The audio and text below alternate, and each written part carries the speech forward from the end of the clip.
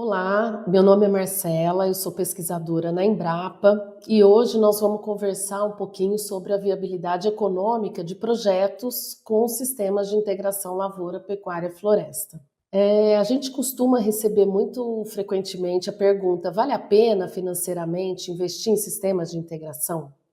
Essa é uma pergunta recorrente. Para isso, a gente vai falar de alguns conceitos importantes para tomar essa decisão. Vamos fazer um exercício sobre o ILPF e vou trazer para vocês alguma informação sobre crédito rural. Mas antes da gente responder essa pergunta, ou pelo menos discutir sobre ela, eu gostaria de perguntar se vocês conhecem o custo de produção de vocês na fazenda. Vocês têm o hábito de fazer anotação sobre o que gasta e o que entra de recurso, o que entra de receita na fazenda? É muito importante a gente fazer essas anotações para a gente conseguir fazer um bom planejamento, a gente fazer as medições na fazenda e tomar decisões mais assertivas.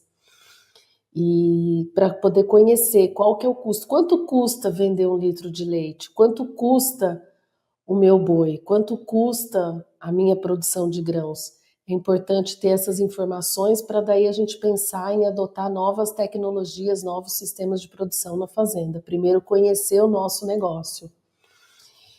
E para isso, para quem ainda não faz nenhum tipo de anotação, eu trago aqui um exemplo bastante simples de como pode ser feito. Isso aqui pode ser feito numa planilha de Excel ou mesmo algum outro software que exista pronto.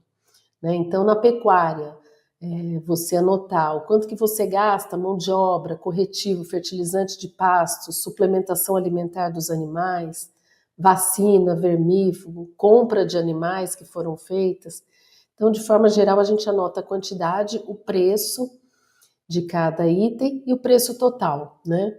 Então, fazer essa anotação. E aí, o hábito de cada um, seja diariamente, uma vez por semana, mas de uma forma que eu tenha, ao longo do tempo, a informação de quanto custa o meu produto. E da mesma maneira, ali embaixo, a receita, quando eu vendo algum boi magro, leite, alguma produção de grãos ou qualquer outra produção da fazenda, eu fazia essa anotação. Porque a diferença entre a receita, o que entra de dinheiro e o que sai, é a minha margem bruta. Isso é o dia a dia da fazenda, é o caixa da fazenda, é o fluxo de caixa da fazenda. Se eu quiser melhorar um pouquinho mais a minha análise, é importante eu ter um inventário do que eu tenho de máquinas, de benfeitorias na fazenda e adicionar o valor da depreciação desses itens. A depreciação nada mais é do que como se fosse um pequeno valor que a gente vai guardando ali todo ano para eu repor esse bem quando terminar a vida útil dele. Então, para que eu tenha um pouquinho uma ideia melhor da longevidade do meu negócio, seria adicionar nessa conta que eu estou trazendo para vocês um exemplo aqui de uma planilha, adicionar o valor da depreciação dos bens e a remuneração do capital. Para quem ainda não faz essas anotações e quer iniciar, eu deixo aqui do lado, são 2 planilhas, 2 softwares que a Embrapa desenvolveu, tem o QR Code aqui, tem o nome deles, que vocês podem baixar para começar a usar. É bastante simples, é para iniciar essa parte de anotação. E do mesmo jeito que vocês estão vendo aqui a anotação, da gente anotar o quanto, a quantidade dos itens que a gente gasta, o que a gente vende e o preço, agora eu vou passar para dizer para vocês que é importante isso, a gente fazer essas anotações ao longo do tempo. E aqui eu vou falar de um fluxo de caixa. Aqui a ideia, esse exemplo que tem aqui, essa tabela, é um exemplo de um fluxo de caixa simplificado, né, onde eu tenho ali as entradas do meu caixa, que é aquilo que eu vendi, e eu tenho as saídas, é tudo que eu gastei para essa atividade minha. No final eu tenho ali um fluxo de caixa simples. Para eu fazer análise, voltando agora àquela nossa pergunta, vale a pena eu investir ou adotar um sistema de integração? Para eu saber disso, eu vou fazer uma projeção, aí eu vou pensar nesse fluxo de caixa para frente, ao longo dos anos. vou fazer uma projeção de tudo que eu vou para adotar um sistema de integração, tudo que eu vou gastar e tudo que eu vou receber ao longo dos anos. De uma forma geral, o ano zero é o ano que a gente mais faz os investimentos, a gente gasta ali com cerca, com coxo, a compra de algum maquinário, curral que eu não tenha, tudo é feito no ano zero. E nos anos seguintes vem as minhas entradas e saídas do caixa. E como que eu defino esse período do meu fluxo de caixa? Né? O horizonte de tempo para essa projeção, para eu ver se vale a pena ou não adotar esse sistema de integração, o horizonte de tempo para essa projeção é o que vai cobrir a vida útil do ativo principal do meu projeto. Então, se eu estou falando, por exemplo, do lavoura, pecuária, floresta, eu posso considerar que eu vou fazer o meu fluxo de caixa no tempo do corte final das minhas árvores. E aí vai depender do meu objetivo. Eu quero fazer o corte dessas árvores para madeira, para lenha. Isso vai definir o meu tempo de vida, o meu horizonte de projeção do fluxo de caixa. E aqui, novamente, as entradas, então, é tudo que é fonte de dinheiro que entra no meu projeto, né? A venda da madeira, a venda de grãos, a venda do gado, a venda de leite. E as saídas é tudo aquilo que eu gasto, né? Então, o que eu gasto com fertilizante, semente, defensivo, alimentação animal, vacina, medicamento, combustível, mão de obra, despesas administrativas, imposto, todas essas despesas, eles vão entrar no meu fluxo de caixa como saída. Então, eu vou fazer essa projeção ao longo dos anos, né? Vou fazer essa simulação ao longo dos anos do meu projeto. Para o final, eu vou mostrar logo em seguida para vocês alguns indicadores, algumas métricas para a gente poder tomar a decisão. Mas a importância de eu fazer esse fluxo de caixa, ele tem diversos objetivos, né? Eu trago aqui alguns para vocês, que eu tenho essa previsibilidade e auxiliar na minha gestão estratégica. Então, com isso, eu consigo ver o ano que eu vou necessitar de um pouco mais de recurso, que eu vou ter um desembolso grande no projeto, e os anos que eu vou ter uma entrada maior para eu me planejar, para verificar se eu vou ter que acessar algum tipo de financiamento, crédito ou não. Então ele ajuda nessa previsibilidade, ajuda nessa gestão estratégica do meu sistema de produção. Ele também é muito importante para fazer avaliação de investimento em projetos. Vale a pena, que é isso que a gente está fazendo aqui, que vai ser o exercício que eu vou mostrar para vocês. Vale a pena ou não eu adotar esse novo sistema de produção, ou essa tecnologia, ou essa outra prática agropecuária? Isso daqui que a gente está mostrando vale para fazer os estudos de adoção de outras tecnologias também. E é uma ferramenta muito importante para eu acessar financiamento, acessar crédito rural. Eu preciso ter um projeto com fluxo de caixa para eu acessar um financiamento. Então, aqui as métricas. Então, feito o meu fluxo de caixa, fiz esse planejamento, fiz essa projeção ao longo dos anos do que vai entrar de dinheiro, o que vai sair de dinheiro do meu caixa. Aí, ao final do fluxo de caixa, eu vou calcular algumas métricas, alguns indicadores para eu tomar a decisão se vale a pena ou não esse sistema de produção para mim, financeiramente falando. O primeiro deles é o valor presente líquido. Ele calcula o valor presente dos fluxos de caixas futuros descontado a uma taxa de juros apropriada, que a gente também chama de taxa de desconto, ou taxa mínima de atratividade, menos o custo inicial daquele ano zero, que é o ano que eu tenho maior gasto, né? É o investimento inicial. Então, tenta imaginar naquele fluxo de caixa que eu mostrei para vocês. Então, o valor presente líquido, ele vai pegar esse valor, por exemplo, do ano 1 e vai trazer para o valor atual. Vai pegar o valor do ano 2 e vai trazer para o valor atual. Assim sucessivamente, considerando aquela taxa de juros apropriada, aquela taxa de desconto que eu disse que era interessante para mim no projeto. Ao final disso tudo, ele vai somar e diminuir esse valor inicial aqui do ano zero. Esse é o meu valor presente líquido. E como que eu interpreto isso? Tá aqui do lado o valor presente líquido. Se ele for maior do que zero, quer dizer que o meu projeto é rentável. eu consigo pagar o meu custo e ainda sobrar um valor extra, né? Consigo pagar o custo, remunerar o meu capital e sobrar um valor extra. Se ele for menor do que zero, quer dizer que o projeto não é rentável. E se ele for igual a zero, ele está pagando os meus custos, né? E remunera o capital. Aí a decisão pode depender de outras questões que não sejam financeiras. Um segundo indicador, que é a taxa interna de retorno, é a taxa que faz com que o valor presente de todos os fluxos de caixa do projeto se iguale a zero. Tenta imaginar, tenta pensar na taxa interna de retorno como a rentabilidade do meu projeto, a taxa de rentabilidade do meu projeto. Então, essa taxa interna de retorno, se ela for maior do que a taxa mínima de atratividade, que é aquela taxa de juros apropriada que eu defini para o meu projeto, se ela for maior que isso, quer dizer que é viável o meu projeto financeiramente. Se ela for menor, quer dizer que ele não é atrativo para mim. E se for igual, é indiferente. Novamente, aqui a decisão você pode considerar outros fatores que não os financeiros. E por fim, o payback, que ele vai mostrar quanto tempo que leva para eu recuperar aquele valor investido no projeto.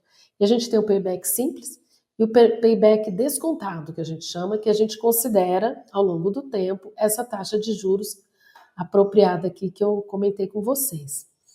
É muito importante, na hora de tomar decisão sobre a adoção de um investimento, de um novo projeto na fazenda, eu fazer uma análise conjunto desses indicadores, eu não olhar, não tomar decisão olhando individualmente um único indicador, mas eu fazer um olhar conjunto, né? Porque às vezes um pode estar um pouco mais baixo, a minha taxa interna está um pouco mais baixa do que a taxa mínima de atratividade, mas ainda o valor presente líquido está positivo e eu posso tomar alguma decisão em cima disso. Então é importante eu fazer essa avaliação conjunta. Vamos agora para o nosso exercício. A gente vai fazer um exercício agora com o sistema de integração lavoura-pecuária-floresta. É um exercício em que a gente considerou a pastagem, o pasto com a pastagem piatã, a implantação de renques de eucalipto, e no ano inicial, ali, enquanto a árvore está crescendo, até que eu possa entrar com os animais mais novos, eu vou trabalhar com a lavoura entre as árvores no sistema de arrendamento, considerando que o produtor ele não tem maquinário para produção de grãos, e ele tem a possibilidade de arrendamento na sua região. Tá? Então, eu vou fazer uma simulação aqui, um exercício para 100 hectares, em que eu vou fazer a implantação da árvore de forma escalonada no tempo, nessa minha área de 100 hectares. Então, no primeiro ano, eu vou implantar em 1/3 da minha área a árvore, que é nesse ano 1, e ela vai estar consorciada com a lavoura, enquanto a árvore cresce, para depois de 1 ano e meio, cerca de 1 ano e meio, eu vir entrar com os meus animais na área. E aí vou considerar, aí vou seguir no tempo com a pastagem consorciada com as árvores até o corte aos 12 anos. Depois eu implanto segunda área, segundo 1/3 da minha área, no segundo ano, e o terceiro terço no terceiro ano. E no final eu tenho esse corte escalonado das árvores também.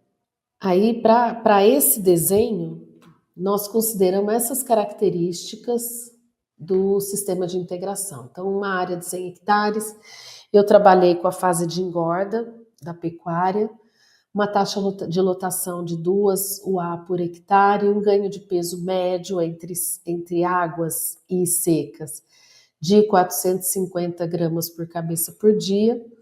Os animais, eles foram suplementados nas águas com sal mineral e na seca com proteinado. O manejo do pasto, depois que eu fiz a implantação das árvores, foi um manejo rotacionado, e ao longo dos anos, depois da lavoura, eu fiz uma manutenção dos pastos com nitrogênio, com aplicação de nitrogênio e potássio nas águas, e a cada 3 anos, o calcário com o fósforo na minha pastagem. A produção dos animais, né, e a diferença aqui entre do que eu comprei, os animais para engorda, e do que saiu, eu tive um ganho de 15,33 arrobas por hectare ano. Na lavoura, naqueles anos iniciais para arrendamento, como eu comentei com vocês, eu recebi 15 sacas por hectare. E a produção das árvores, eu comecei com as árvores com uma densidade de 333 árvores por hectare. Essas árvores, elas receberam um desbaste, foram o primeiro corte aos 5 anos, o segundo corte aos 8 anos e o corte final aos 12 anos. E aqui está a produção de madeira em metros cúbicos ao longo desses 3 cortes. Essa é a característica do meu sistema de produção. Com base nisso, eu fiz aquele planejamento e o fluxo de caixa ao longo dos anos, como eu mostrei para vocês lá no início. Então, todos os anos, a gente definiu o quanto que ia gastar de mão de obra, suplementação alimentar, de vacina, de vermifugação, compra de animais, para a parte de árvores também. Todos os gastos foram elencados para cada ano. E em todos os anos também, qual que era a receita, o que estava entrando de recurso no meu sistema de produção. Isso foi feito do ano zero, que foi o ano que a gente fez o grande investimento ali com cerca, com bebedouro, com coxo, maquinário e curral, e fiz o meu fluxo de caixa para 14 anos, considerando que eu fiz a implantação escalonada em 3 etapas das árvores. E aí o resultado, de uma forma bastante resumida, né? Aqui eu tenho esse fluxo de caixa ao longo dos anos, né? Então, o que foi de venda de animais, o arrendamento que eu recebi nos anos iniciais, a venda de madeira, que começou o corte aos 5 anos e foi feito escalonado até o 12º ano da árvore. Ou tem um valor residual, porque aquilo que eu investi lá no início em máquinas, curral, ao final de 14 anos ele ainda tem um valor, então ele é o meu valor residual dessas benfeitorias e maquinários. E depois o que eu gastei, né? São as saídas. E aqui também está resumido a minha parte de investimento e depois de manutenção que eu tenho ao longo do tempo. Os meus gastos com a pecuária, todos os insumos da pecuária estão aqui elencados, desde a compra dos animais para engorda, com suplementação, parte de medicação e com as árvores a implantação também. Eu ainda tenho outras despesas aí no sistema de produção, que eles estão agrupadas aqui, despesas administrativas, despesas de manutenção, gastos com combustível está aqui também, e a questão de mão de obra. E por fim eu tenho o saldo ali, o meu fluxo de caixa antes do imposto de renda. Depois a gente calculou aí o imposto de renda e eu tenho o meu fluxo de caixa final, que eu vou fazer calcular os indicadores, as métricas que eu conversei com vocês. Ao longo do tempo, esse é um gráfico que mostra como que ficaria esse exercício que eu fiz, né? Esse exercício do meu fluxo de caixa. Então a gente vê que a gente tem um investimento mais alto, desembolso de dinheiro aqui no ano zero, bastante elevado, e ao longo do tempo eu começo a ter a receita do meu projeto, né, que estão aqui ao longo dos anos. Então dá para ver que a partir do ano 5 eu começo a ter o corte das árvores, que me ajuda bastante aí no caixa do sistema de integração, a partir do segundo corte no ano 8, 9, 10, escalonado no tempo, e o corte final no 12º ano. Esse é a linha do tempo do meu fluxo de caixa. E aqui ajuda eu ter aquela ideia, lembra que eu comentei com vocês da previsibilidade, para ver quando é que eu vou ter um gasto maior, quando é que eu vou ter as receitas, como vai estar flutuando no tempo as minhas receitas. Então dá para eu ter uma ideia aqui, para eu tomar decisão também. E aqui o resultado. Então nós usamos uma taxa de desconto de 10%, que é próxima a taxa de juros real no Brasil hoje, considerando a taxa Selic e a inflação. Então por isso eu usei próximo aí os 10% para arredondar a conta. E os preços do meu fluxo de caixa que foi projetado foram preços para a safra 2024-25, preços de São Paulo. Então eu planejei a venda dos meus animais ali final de abril, começo de maio, que eu estava com esse valor de arroba de boi, né? Então, projetei todos os anos a saída nessa época.